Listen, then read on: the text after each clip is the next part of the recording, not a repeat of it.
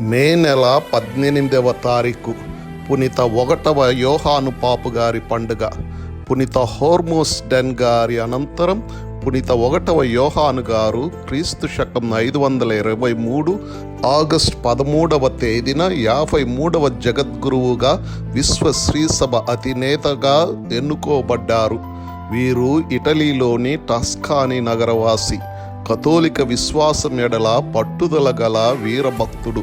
అనేక మంది అన్యులకు వ్యతిరేకంగా పోరాటం చేసిన తరువాత 1వ జాన్ పాపు గారు కాన్స్టాంటినోపుల్ చేరుకున్నారు. అక్కడి ప్రజలు అపోస్తులుడైన పునీత పేతురు గారే స్వయంగా విచ్చేస్తున్నారన్నంత సంబరంగా ఘనస్వాగతం పలికారు. పొగడింపులతో సన్మానించారు.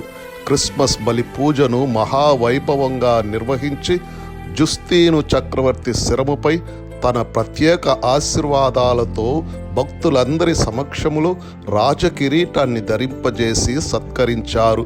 పలు విషయాలు చర్చిస్తూ అక్కడే పోపు గారు 5 మాసాలు విడిది చేశారు. పిమ్మట కాన్స్టాంటినోపుల్ నుండి తిరుగు ప్రయాణంలో ఇటలీలోని రవెన్నా నగరం చేరుకున్న యోహాను పోపు గారిపై అక్కడే ఉండి ఏలుతున్న థియోడోరిక్ చక్రవర్తి కొన్ని అనుమానపు అభియోగాలు మోపి అక్కడే చెరసాలలో వేయించాడు. ప్రజలను తండ్రిగా చూడాల్చిన రాజు ఆధ్యాత్మిక తండ్రిని బాధించాడు. అన్న పానీయాలివ్వకుండా కడుపు మార్చాడు.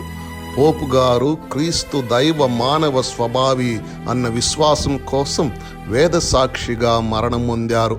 అనగా క్రీస్తు శకం 526 మే నెల 18వ తేదీన దివికేగారు.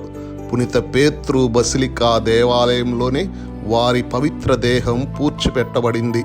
కాన్స్టాంటినోపుల్ చక్రవర్తి ప్రేమతో యోహాను గారికి అందించిన అనేక విలువైన కానుకల్ని రోము నగరంలోని దేవాలయాలన్నిటికీ బహుకరించారు. క్రీస్తు మనుష్యవతారం ఎత్తిన నాటి నుండి కాలాన్ని లెక్కించాలని ఈ పోపు గారే వారు జీవించి ఉన్న రోజుల్లో కట్టడి చేశారు. బంగారు మాట: నా నిమిత్తము ప్రజలు మిమ్ము అవమానించినప్పుడు, హింసించినప్పుడు, నిందారోపణ గావించినప్పుడు మీరు ధన్యులు. మీకు ముందు వెలసిన ప్రవక్తలను సైతము ప్రజలు హింసించిరి.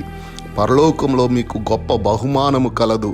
కావున మీరు ఆనందపడుడు, మహానందపడుడు. మత్తయి సువార్త 5వ అధ్యాయం 11-12 వచనాలు. పునీత 1వ జాన్ పాపు గారా, మా కొరకు ప్రార్థించండి.